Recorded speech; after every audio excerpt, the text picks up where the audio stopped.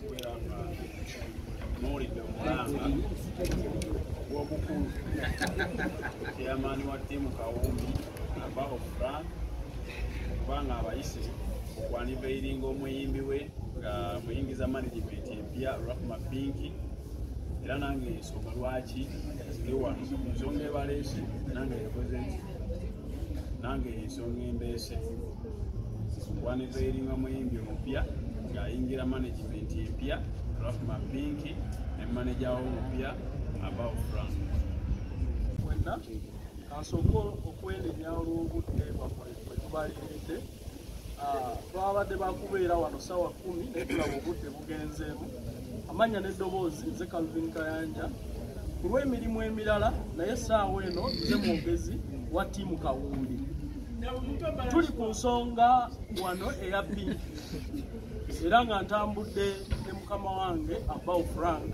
okulaba nti tubaako ettaffaali byetussa ne bye tugenda okwanjula olwaleero mu kaliya ya Pinki n'ensonga y'okupromotinga music we. Happy belated birthday to me. The reason as to why I'm here today, you know, because of this guy. He's someone who called me some time back through my mom. So he's like, I love your daughter and her talent, and I'm not really into the music industry, but I'm someone who wants to be there and be like a father to her in the industry. I don't want to manage her because I'm not a manager. I don't want to do anything really for music, but I want to be there, fund her and father her musically. So I was already having issues with managers, me personally. I don't know if I can say possible because I got blaming up to it now. I was already having issues with them, so I'm like, if I have someone who can just be there to further my career and be there for me, I personally know what I want for my career. So when I know I'm pushing a change a career and I move pressures of managers, then I would find that better for my musical career. So I was like, I want to show you to the people, and I'm here to show you my father in the music industry. President wa TikToker okuva mu ttiimu Kawumbi ze wano wa Pinki omukwano mutina ku TikTok. Pinki yafuna mukonooza ekintu ekikwatagana ne ssente mu manager okuteeka mu ssente najja omwami ono Akole Kayanja ne mwogezi w'ekibiina kyaffe kya ttiimu Kawumbi ne mu Mr. Sefco ne tutuula nga ttiimu ne tugamba nti Pinki mwana muto ate TikToker munaffe tugenda muyambako mu music we gwakuba. Pinki ne tutuula naye n'atugamba alina ebintu by'ayagala okuba nga tumukwatirako. Ekisooka ayagala agenda Nigeria okukola kulabo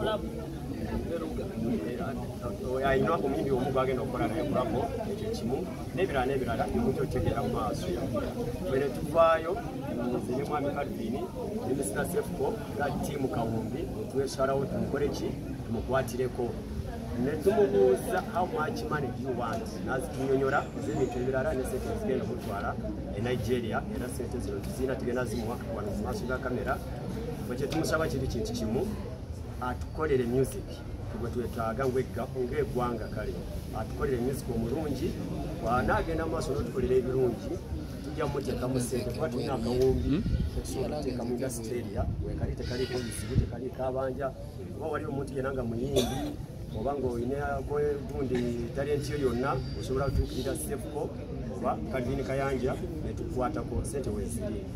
Mukyalo ono sente ze tugenda zimuwa wano ziri $8,000,000 tulina dola. Tweyanze nnyo tweyanzege mukama wange era munzikirize mbategeeze nti nno okusinziira ku requests oba interests z'omuyimbi mu ngeri emu oba endala mwe muli okuba nti nakwasaganyayo probably collaboration emu oba endala okupushinga career to the next level. So mu mbeera efaananako bwekyo ttiimu Kawumbi Rahma Pinki bwe yagituukirira oba bwe baamutuukirira yabasaba bamuyambeko musically okulaba nga bamufandinga when it comes to finances.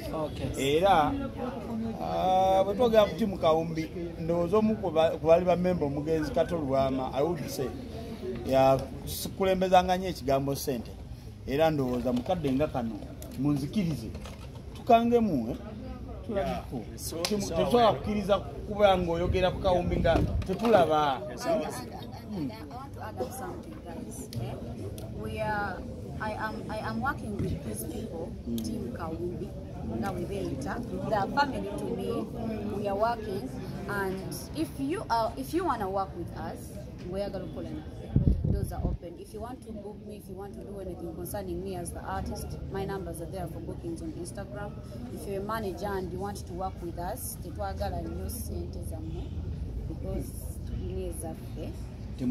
you just call Akole away if you feel like you're professional and you want to join us and work with us. Hey, the doors are open if you want to manage. You're capable of managing me or you're not. If you are, then we can still work with you. Kale, tuyanza nyo tuyanzege. So, sente zino zili $10. Kanzibale abamawulire bano. $2,250. So, katubino tobiteeka mutofaayo. Agenda zimuwa, let's confirm first. Bino buli kimu ki script. Kale, so mumbere fanenako bweto we need to confirm this is real money. Segera on behalf era mumbere fanenako bweto tugenda zuwa. Kale, kino kiba 10, 2, 3, 4, 5, 6, 7, 8, 9, 10. 12, 13, 14, 15, 16, 17, 18, 19, 20,105 eza $. So far ze tusazeewo okula timu Kawumbi nga bwayogedde ze basazeewo okuba nga bawalwahuma pinki okutandikirako. Zino nno ntandikwa butandisi mbadde nsaba ozimukwasa mbadde nkonfaminga then osobola mbozi mukwasa. So sente zino tuziwa pinki okuva mu timu Kawumbi okumuyambako ku lugendo lwe. So tetuli ba manager. Zigenda mu lugendo. Lwagenda mu Nigeria ku mirimu gya kolabo nga bw'adde bannyonnyola. Tetuli ba manager ba pinki, tetuli kibiina ekiteeka Akawumbi ku buli talent. Nga bwe tubannyonnyodde nti n'omuyimbi ali eyo oba oyo gwe tunaasanga era naye tujja kumuteekako ettaffaali. So ku lwa timu Kawumbi njagala kwandinga sente zino ziri $2,150 eri omuyimbi Pinki.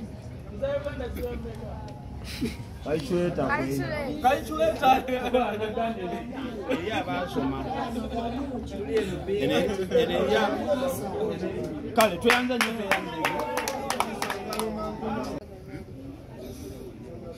I would like to thank Team Kawumbi. To put something on my music journey because when I called out to them, nembagamba chenali njagala ng'omuyimbi, nembagamba aji yange jenalina nti mpulira njagala nnyongereko ku career yange bwenti ne bwenti. Tebangamba nti ata actually too expensive obaki. They were like, hey, Kai, tuwe mwenaku sente tujazibwa era mkulu franka so that at least you're there to help on my career and put something, a contribution on it. I don't take it for granted. So napo chetusaba nga TikToker oba bana Uganda ekusaba tuwe music amalayo kyoka kyetwagala sente weziri nobo tu kyetwagala okugamba toddamu okukolera video Uganda yonna y'Oluyimba olugendo okuformaga lupya nonya ensi gy'oyagala genda kuwanga sente era okulereyo video tujazifandinga naye nga tukolere video mu Uganda. Offer naye bagyongeddeko. Kale tuyanze nnyo tuyanze. Dola tazifunya. So mumbere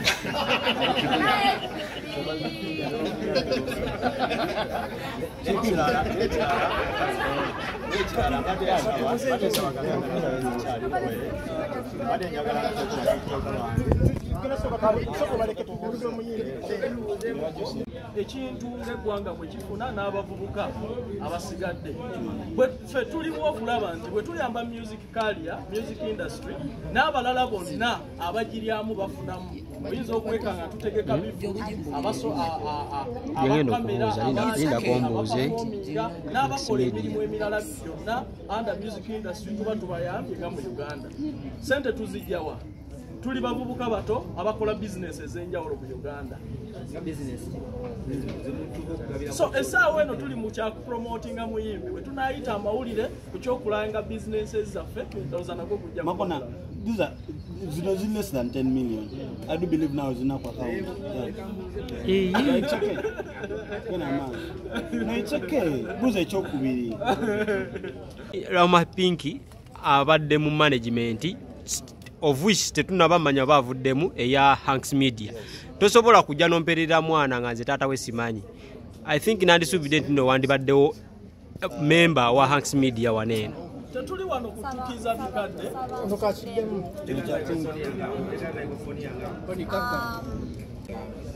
but still ono kyali mu kwogera let's twogere nga oyogera music bali mubadde mukolagana mu music we do not know the contract okiti mwalina benabo okitegeera but what we know contract yali all about music. Right? It wasn't even a contract, it was a gentleman's agreement. Still, yes. It was music. It was about music. And these people are tapping in your music, which the agreement you had with Hanks. Music. Yeah. We're talking about music. Yeah. Where are the representatives from Hanks Media? Initially, let's not just listen, okay, it's like this. Hanks Media, in our projects, we agreed on certain projects to work on, and I can do other projects with any other person that I want without their consent. Did the gentleman agreement had a limit? Definitely. We have a lot of limits. No, I mean gentleman agreement Yagwako when it hangs. Meaning right now we don't under but listen to me. Don't get there. I can. Wanga ekimu kyonna kitambulira ku nze ne Kazini Kayanja oba ne ttiimu yaffe nga ttiimu Kawo. Njagala kubuuza Pinky bw'abanga muyimbi n'afuna kyaliiwe tasobola kugula ng'emmotoka oba essimu n'agimugabira nti wakwali ne yamusayiri. Asobola. Kati lwaki mubuuze ebibuuzo ate tetwasoose tetuuse twawula mu management. Kankudemu kufunira kankwe ansa bwetufunira ansa bwetufunira wawana nga TikToker Pinky is a TikToker yajja nga akaaba alina ekizibu kye ffe emirimu gye tukola ku TikTok wadde mutulangira tetulina byakola tetulina ki naye emirimu gye tukola ate nze pulezidenti w'aba TikToker n'akaaba abantu bangi baguze n'emmotoka milioni kikumi n'agiwa omuntu n'agula ennyumba n'agigabira omuntu so bwe yajjanga okujja mu kibiina kyaffe yajjanga TikToker teyajjanga muyimbi n'atikabirira eyatikabirira yali noono ne sefuko netumubuuza kyayagala twakola budget nemalako miliyoni aga ana era ezo miliyoni ana zonna tugenda zimuwa tumuwaddeko 8 wasigadde 32 era bwava eno gyagenda tugenda zimuwa ate okutali musanvu mwemusigale nga mukola ebivulu byammwe ne Pinky ate tikinako kale teyanza nyo teyanzege anko Makona soko mala ekyo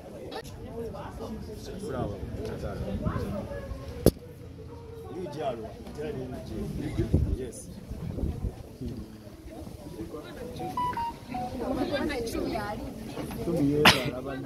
Yakakijjukira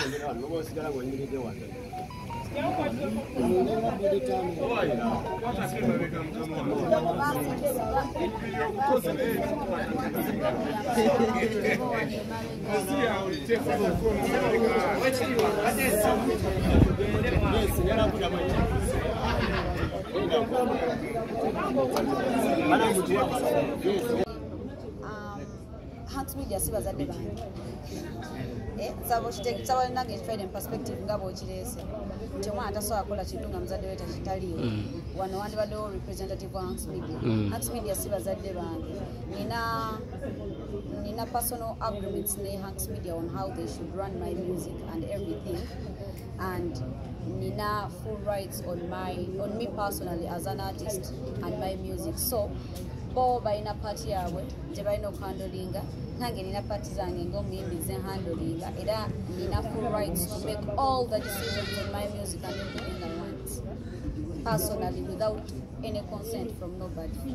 But you're under their management. Kale teyanza nnyo teyanzege munzikirize kale content omulungi bino bye bakola ku TikTok. Era omwami Jose Chakala alina show gye yategese mu nnaku ezitali zaawala. Era tiimu kawumbi olwenti nabo tugenda kuwa sente.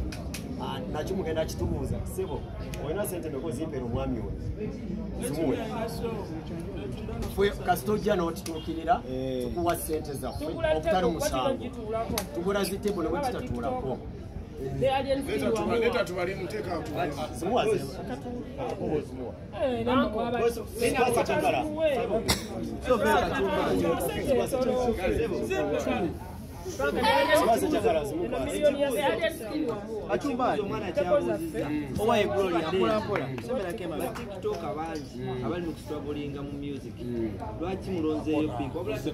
Togenda wala alien skin first wait alien skin yali ategese show banaye mumupulirize alien skin bwe yali ategese show ngafu batimu kawumu fa basooka okuvaayo ne tugula ticket nezitebo ezamala almost 10 million. Nawe obanga woliawo okola bulungi amawulire go waliwo akabala akabeera anakawa olugambo emanifitivu akakola olugambo olulungi era nako bwe nakasikirizano yamuwa 10 million. Nawe onobanga oli eyo olina ebintu ebisanyusa abantu tuli willing okuwa sente zoyagala ate okutali mukyalo ate n'abalala batutu. Yes, ate n'abalala batutu. Yes. N'omukisa ogase eggwanga Uganda. Bulungi nti alina management ffe tukushinga ekyo kyeyeetaaga mu kadde kano. Tetumanyi byalina byakola nabyo under record label naye ffe tukushinga request ye n'abalala muteekeemu request tuliwo kuyamba ku music industry. Kale teyanza nnyo